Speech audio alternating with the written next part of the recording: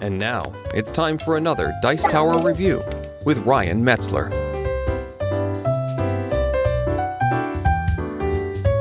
Hey everyone, it's Ryan Metzler here again, and today we're going to take a look at a game that is not currently released in English, at least not from an official publisher.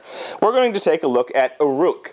And then something in German, but it's a civilization building game. This is a civilization building game in which you're going to be using cards in order to try and populate kind of a tableau that you have out, and as you make these new inventions, you'll be able to build villages and cities based on the inventions or on your inventions to populate your tableau of cards.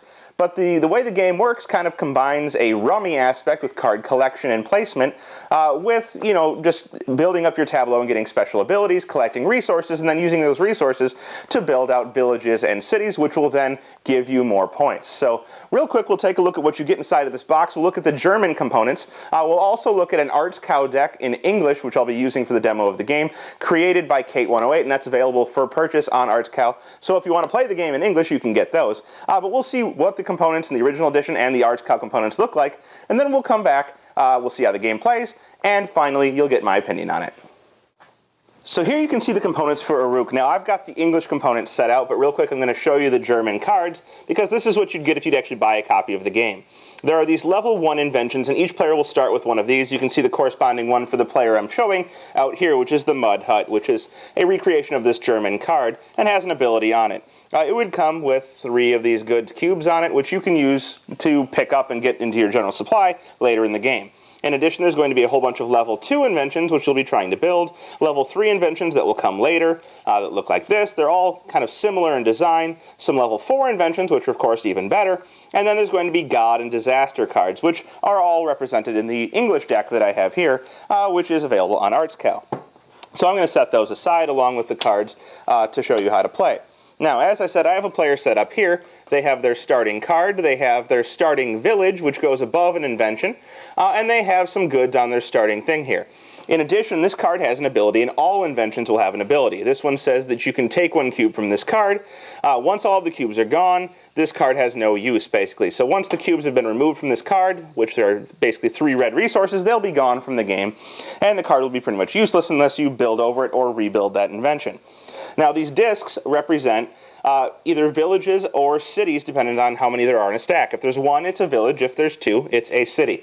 You cannot build straight to a city, so you have to first build a village and then a city, and there are other stipulations on how to build them. When you build these things, you have to take them from the first card first, and anything taken from this first Arrow 1 card can only be built into a village. At that point later, if you take from the second card, you can build into a city, and so forth and so on. All of the other ones can build into cities, and some of the discs are extras. Each player will start with 1, and the cards will have different amounts on them based on how many players are in the game. In addition, you'll see we have some resources here. There's pink, red, blue, and yellow, which represent the different types of resources in the game, and also will be the different colors of cards that are available in the game. Each of these 4 cards here is an era, and they are going to dictate the costs of building these villages or these cities. They're all printed on there. Now, at the beginning of the game, it's pretty much a cheap situation. It's going to cost you 2 resources of the same color to build one of these, and it's going to be the same color as the invention you're trying to build on. So if I wanted to upgrade this to, well, let's say I didn't have this here. If I wanted to build a village on an invention, it would cost me 2 red resources, and I would take it from this area here. You always have to take from the first available area, so any village at the beginning of the game I want to build from has to come from this first card. If I wanted to build a city, I'd have to take from the second card, and it's going to cost me 4 resources, 2 of 2 different colors. So 4 total, maybe 2 pink and 2 red, and I would be able to upgrade this to a city. Same is true for the following ones, except for this one costs 3 different colors of resources, each a pair, so you'd need 6 resources. And the last one costs you 4 different colors of resources in pairs, so 8 resources total, in order to build them up from villages or cities, either one. Now, the way the game is going to work is each player is going to start with 5 cards in their hand. They're also going to start with 1 of these starting cards, and there are different starting cards, 1 for each color, each that comes with, of course, its own resources. Now, these starting cards are all going to be level 2. This deck is stacked. There's level 2s, and then there's a mixture of level 3s and 4s with both God and Disaster cards in it. On your turn, you get to take 3 actions, and your actions are, many different things. The first thing you can do is that you can take a card. If you wanted to, you can pick up a card from this area here, or you can take the top card of this pile. When you take cards, they don't replenish until the end of the turn, and there's always 3 available out here. So if you pick them up, you're going to basically take that card into your hand. Now, the reason you'd want to do this is because you're trying to collect sets of cards so that you can play out inventions. And the second option is to make an invention. So I would look at my hand here and see if I could make any inventions. Well, the rules are that you need to have as many cards of the same type as the level of the invention. So for example, I would need 2 statues to play out this level 2 statue invention, and they both need to be pink, and I don't have that in my hand. You'll see I don't have a pair of anything. But that's okay, there are exceptions to this rule. You can also actually go ahead and play out an event if you can discard a pair of cards of any color to make up for the card that you're missing. So for example, well, I actually can't do that either, but if I had a pair of yellow cards, I could discard them to replace the statue that I was missing. It could be a pair of pink cards, a pair of red cards, it doesn't matter. They don't have to be the same card, it just has to be 2 cards of the same color. So let's go for an example here. I could actually make this lighthouse if I discarded these 2 statues. These 2 statues would go to the discard pile and the lighthouse would go out in front of me. And now I would have a new building. It says when I bid for something, I'm going to get a +1 bonus on for a resource and +2 to card value when I'm bidding. And so basically, it's going to make bidding on different cards that come out later, the gods and the disasters, a little bit easier because I have this card in play. Other cards will have other benefits. So this one says that when I use the ability to take resources, I can take a blue, or this one says I can take a red. And the statues that I discarded say that the cost for a new invention of the same color as this card is reduced by 1. So it would cost me less cards. In this case, if I had this out, it would have only cost me the lighthouse I had in order to play it. So you'll see the higher the level inventions you have, the more it's going to cost you to place them out. Either in like-type cards, so if I had both of these kilns, I could play one of the kilns out to my area, and I could discard this other kiln as the cost. So you'll see you can replace either cards with cards of the same type to play out, or you can use like color cards from your hand to discard pairs to make it a little bit easier to play. But that's going to be playing new inventions out, and it's going to make your tableau a little bit bigger and give you better inventions to use. So you're kind of building up your technology on your tableau. The third option you have as an action is to take resources. And as I said, you get to take the resources from one of your cards. So even if I had 2 different resource generating cards out here, for example this one and this one, I cannot take from both of them as one action. Taking this resource here would be taking an action, and that would go into my common supply. And those are resources I'm going to need in order to build villages and cities in order to increase my tableau. So basically, well, not increase my tableau, but increase my scoring at the end of the game. I'll explain that momentarily, but you'll be building these out to increase your scoring. So you can take actions to take resources. That would be one action. Another action could be to take a blue resource from the supply with this card here. You can also exchange your cards for resources, but the way this works is that if anybody has cards out on their tableau that match cards in your hand, you may discard as many cards as you want, matching those cards out on the tableau, for 1 resource of the color of the cards that you're discarding. So for example, if my opponent had played a roll with trees and they had played a statue, as my action for the turn, I could discard both of these cards and get a red and a pink resource to my resource area in order to use on future turns. So that's a possible action. In addition to that, you can actually buy the settlements. So these settlements that I talked about up here are available for purchase, and they cost resources, like I said earlier. If you want to buy one of these, it costs you, as I said, 2 resources here of the same color as the invention you're trying to build up. And from here, it's 2 different colors, 3 different colors, and 4 different colors in pairs. Now, when you want to buy one of these, you have to have an invention to place it above. So let's say our player here has a yellow invention, and they just so happen to have the yellow goods required in order to build it. To build the settlement. They would pay their 2 to the supply, and they would take a stone from the lowest available area and place it above their lighthouse. Now, this makes this card worth 2 points at the end of the game because the value of it is 2. Without the lighthouse or without the settlement, it's only worth 1 point no matter what the value of the card is. And if you manage to build it up to a city later by getting a second stone, it's going to be worth double the amount of points on the card. So in this case, it'd be worth 4 points at the end of the game. So you'll see building them up makes them better, makes them worth more points at the end of the game, which is kind of the idea, scoring points. The last thing you can do as an action is to carry out a card action. There are 2 specific cards in the games that have specific actions that are associated with them, and you can use those actions on those cards as one of your actions. Now, on your turn, you only get 3 actions. So your actions could be to pick up a card and then use the cards in your hand to play out an invention, and then use any resources you have in order to buy one of these settlements in order to get points at the end of the game. As I said, if you want to upgrade to a city, you can never buy the stones from this first card. So you'd have to buy from the second card by paying 4 resources and then place it on the appropriate card that you want. But for the remainder of that game, that card will be doubled in terms of points. You may only have 5 inventions out at any point, so if you want to build a 6th one, you have to replace one of your current ones. And when you do so, you can build over one of the ones that's out there, the stones stay there, and the card that you built over comes back into your hand to be used later, so that you can use it to discard for maybe building another invention later in the game. Now, as you go on, you're going to go through this deck and get further and further, and eventually you're going to come across level 3 inventions, which of course are even better. Some of them, let you have a 6th invention like this one here, or some of them let you take one of 2 different resources.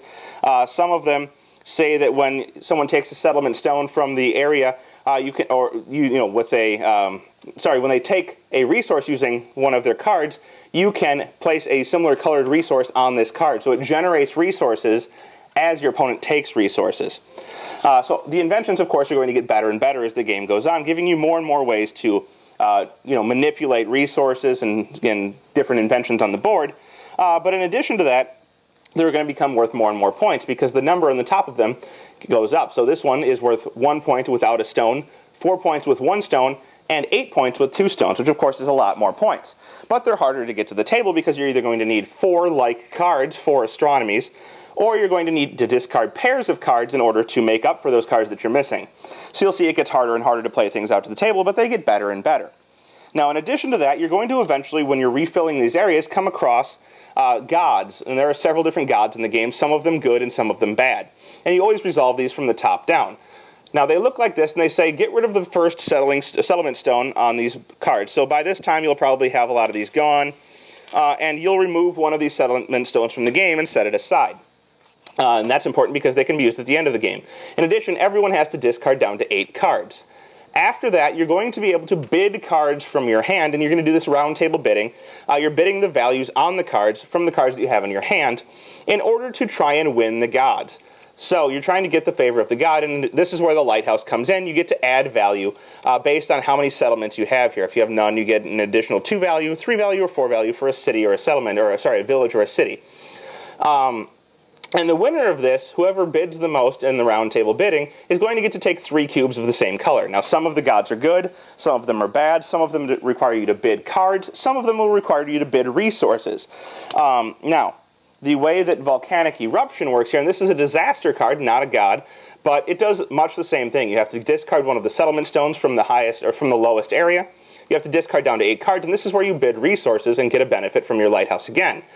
But whoever loses this bidding actually has to lose 2 actions on their next turn. So they're only going to get 1 action on their next turn instead of the usual 3. Now, the game is going to go as you're building up your settlements, adding more inventions, trying to get from villages into cities, and clearing these cards out in order to gather more resources and build the higher level ones, until the last one of these stones is taken. And remember that the gods and the disasters will be discarding some as you go along in the game. So there will be fewer and fewer, and it will accelerate a little bit later on because the gods and the disasters don't show up until the level 3 and 4 cards, which are mixed together with those other cards. And once the last one of these is taken, so some of these get set aside and some of them get built, and the rest of them are built by your opponents. When the last one of these is taken and built into an area, so maybe this player has this invention out and they upgrade it, they build a village on it. This triggers the end of the game, and you're going to get, everyone in that round is going to get to finish the round out, and then everyone will get 1 more turn. So starting with the start player, everyone gets 1 more turn. Now what happens is the cards that were, or the stones that were discarded by the gods and disasters will go back onto this last era card, and they're available for purchase again, because of course, you have to have some way to buy more settlements for the rest of the players who didn't trigger the end of the game, and the ones that are discarded are the ones you can potentially buy, but you must buy them at the highest cost. So you get 1 more round to try and finish out your villages and settlements, get new inventions to the board, maybe upgrade your inventions, to a maximum, of course, 5 inventions on the tableau. Another thing to note is you can never build an invention more than 1 level higher than your previous highest level invention, so I couldn't skip straight to a 4 when I only have a 2 on the board. But you're going to get 1 more turn to build out, and at the end of the game you're going to get points based on basically what you have out. So each card you have that has no settlement is only worth 1 point. If it happens to have a village, it's worth 1 times as many points as its level. So this would still only be worth 1 point, but this one over here would be worth 2 if it had just a village on it. If it happened to have a city, they're going to be worth double their level, so this one's worth 4 points. And then there are specific cards and some resources. If you have 4 resources, that's worth 1 point for every 4. And there are specific inventions that provide some points at the end of the game. But through this manner, whoever best builds out the best inventions and utilizes those to get resources to build up settlements and villages is going to be the winner. Well, there you have it. That is Uruk, a pretty good game, one that I actually like quite a bit. I'm always a big fan of card games, so that's no surprise there. I like tableaus, and it's nice to have a little bit of a civilization kind of thing going on. And then, of course, I always like rummy-type games, and so the set collection aspect that you need in order to build the inventions was an immediate hit for me. It's pretty light. It's not, the heaviest of games. It's not something that I'm going to pull out if I want a real brain burner. But if you're looking for an interesting combination of mechanics, you get to build a tableau, you get to do set collection, you get to have specialized abilities, and all at the same time you're trying to collect resources in order to build inventions. I think this game is, a great way to take a look at that. Now, if you're looking for a heavier experience, a heavier civilization building, don't look at this game. That's not it. It's light, it's fun, and it'll be done within 30 to 60 minutes, which is good. As far as being in German only, that's a little bit of a problem. Hopefully we can get an English publisher for it at some point. You'll be able to see it in the United States. That's definitely a big negative right now. If you don't have the English components, you're certainly not going to have a great time playing it if you're an English speaker only. But you can get that Arts Cow deck, and that's a nice fan following for the game that's translated the rules and made English cards, and generally made the game available to play, even though it's not published here in the States. So if that sounds interesting to you, check out the game on BGG, check out the German edition, and check out the English cards that you can get from Arts Cow. Thanks for watching our review today. For more information about board games, as well as the #1 board game audio podcast, check out Dicetower.com for reviews, interviews, and more. I'm Eric Summerer, and you've been watching The Dice Tower.